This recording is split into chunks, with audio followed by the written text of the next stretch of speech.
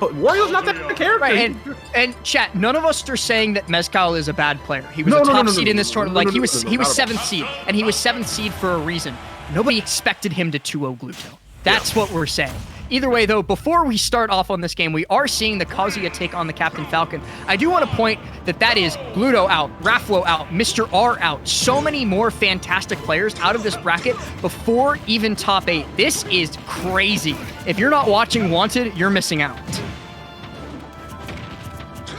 And we're already starting to see these rushdowns approaches from Captain Falcon can start to give problems here, but just, the quick nature of these attacks, how soon they can come out, and how late into your combo starter you can pick your option. Like, you can jump, and the entire time you're falling, think about your option you're going to do. Are you stomping? Are you naring? Are you going for a landing grab? Yeah, you have that moment to consider, to ponder of what you really want to do, but he nearly finds the nair one falling up air into the knee. Instead, going to be opting for these back airs to try and edge guard. And Kazuya just comes straight off the ledge. There's so much armor on Rage Drive. Just do not challenge it, please. Oh, goes deep back here, not connecting. Saving jump too, that's very good. Oh, looks for the down smash out of the down throw, but Greil still holding onto this first stock. That's something that we also saw out in full force in his match against the Pac-Man we just saw, Modzai, is that he was able to tank stock so long. Like, Kazuya, I think he's the 9th heaviest character in the game, but he was still living to, like, 200% against Pac-Man, which is a crazy achievement. But, oh my goodness! What is he doing? That coverage was insane there too. I'm shocked and I'm very proud of like how Greil got around that too, because there was 3 options for the kill there that were avoided in quick succession.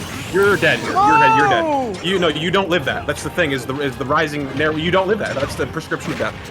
Nair 1 combos into so much for Captain Falcon. You can do Nair 1 dare, Nair 1 knee. It's so good. Looks for the ledge trump bear there. Not something you see like too many fighting game characters go for because of like the turnaround mechanic, but you can get it snapped off if you can do it quick enough. I think one of the most interesting things though is that he's super dead. One of the most interesting things is that, like, as a result of these characters not having the auto turnaround and not being able to utilize bear all that often, a lot of them have really strong bears. Like, Ken and Ryu's bears are ridiculous when used. They are really good. So, like, those, like, ledge trump bear for the FGC characters is actually, like, a crazy strong option. Ogey putting nice turnaround in the corner, forcing the recovery high. I mean, you still have landing options there. Greil not going for any of them there too, but Falcon has to respect that. Yeah, but 100% on Greil. That means Rage Drive is out. Ogey needs to take this stock here, and now Rory finds himself stuck and locked into a Kazuya combo. He's looking to do it with this ledge trap here. Tries to get up. There's the dare, actually. He was looking for dare up air to take it. Not able to find it, though. Another landing bear. Down air for the kill too. Perfect timing. There's something about like those telegraphed uppies, like the teleports of the world, and like those ones with the deep startups. You can catch them. You can catch them if you put the work in. You definitely see Ogey did. Falcon's dare is one of the strongest 2-frame tools in the game. Yeah. I was watching one of my local Falcon players play against one of my local Roy players, and the Roy player didn't get to up B back to stage once. Every single time the Falcon just waited and 2-framed him with dare.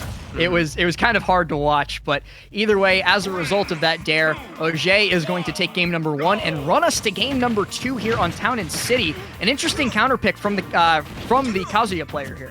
I'd have to say so as well. We have not seen much Town and City in any of the games we've seen. Probably one of the least viewed seen stages so far in our block today. But these platforms will be really good for Ogey to get through this stage too. And I'm interested to see how Greil. Is it just for the FD portion you'd like the range? Obviously, Falcon really good at getting a running start though in this horizontal like flat area. Yeah, that's why I'm saying I'm a little bit interested as to like the thought process that Greil had. Oh, he's not dead. He is. He saved him. He saved him by back airing him into the stage. That's unfortunate. He grabbed that ledge. No, he did not grab that ledge in any universe there, unless it was the one where he got back aired into a stage attack. So an unfortunate mistake from Greil coming through. But as I was saying, like I'm interested to I would love to hear the logic behind this stage, because not only does it have one of the highest ceilings, leading to Captain Falcon being able to survive things like that up the outer shield, but it also has like some of the shortest side blast zones so that Captain Falcon can find some crazy early kills off of platform extensions onto those side platforms. Yeah, and Kazuya not really being one you think too often that can take kills off of the side, more so off the top with like the extreme power, like the rage arts and whatnot.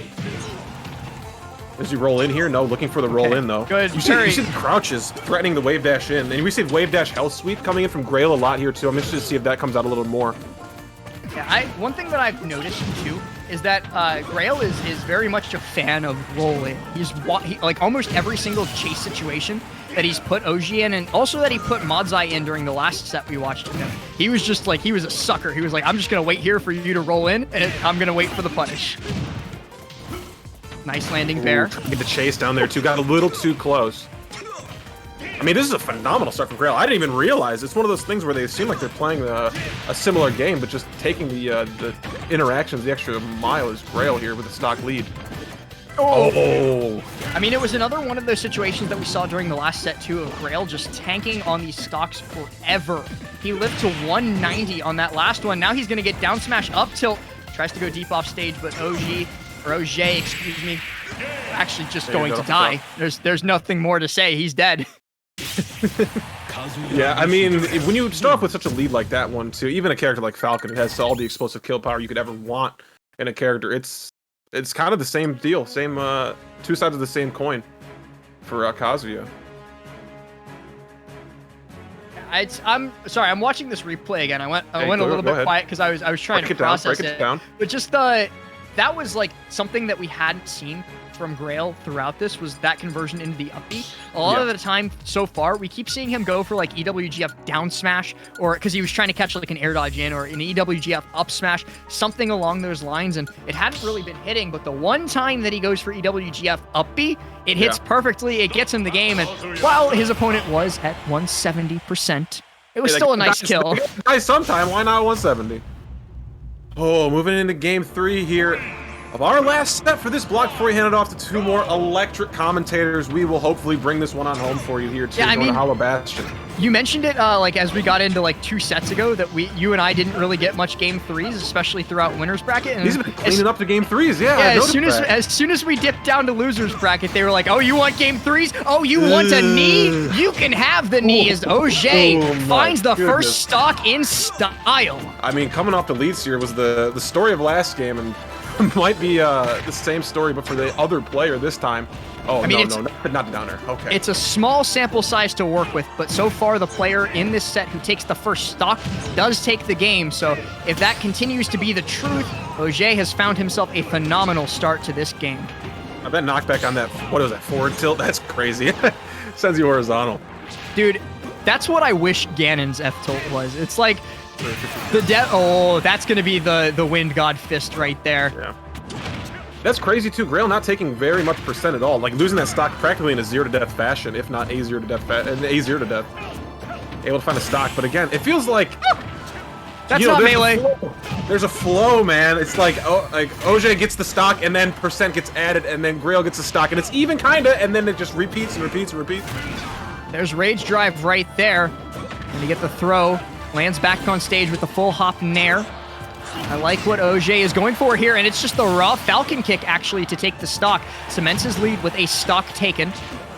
Now off stage, going to be looking for something, gets pushed back with the Electric Wind God Fist into the down smash, catches him jumping in. Insanely well played by Greil, and just like that, we're perfectly even, 0% apiece on the last stock, and this combo could be everything. Oh my god, trying to press on the platform here, too. You see Ogey getting in really close, trying to find fall nairs, short hop nairs. Oh, here's one, though. Not going to find a jump from the opponent here, too. Greil not able to find any sort of opening. Downer not coming. Oh, the worst character died there. Let's just point that out, that a character with a worse recovery dies there, but he might be dying here regardless. He's stuck in the blender. Oh, you're Hitman knee. Oh! Rage drive! Just armored straight through that dare as if it didn't even happen. Down air. Oh, that was a really weird trade, but still Ogey gonna get the better end of it. Ogey looking for that down air to catch on the 2 frame. Instead opting Yeah, it has been working throughout this, but it didn't quite KO this time, and catches the roll with the back air. Ogey moves on. So well played, so well placed. We're going to see it again on the replay, but let me just say that was a crazy good set for us to finish out on. Yeah, but you can't ask for a better game 3 to finish our block on. Like, the way Ogey started the set 2 and the way Greil had to fight back and bring it to a last stock situation, like, it might not have seemed like if you were not looking at the stocks, but that's last stock right there. It felt like Ogey was winning more of the interactions, but Greil was just taking him the distance anytime he got the opportunity. Yep, and that was, again, a crazy set. That's going to be Greil going down. I think that puts him at, that's like 17th? Yes, okay. So, you know, the same place as Gluto. That's something to go home with. You know, I placed the same as Gluto at 1 and 4. Or S4C3 rather. Sorry, their naming convention, it confuses me from time to time, but again, very respectable placing by Greil. I'm a pretty big fan of his Kazuya in general. He showed us some pretty cool stuff. Ogey going to be moving on though to face off against Trim's Mega Man, which will be on the French side stream. But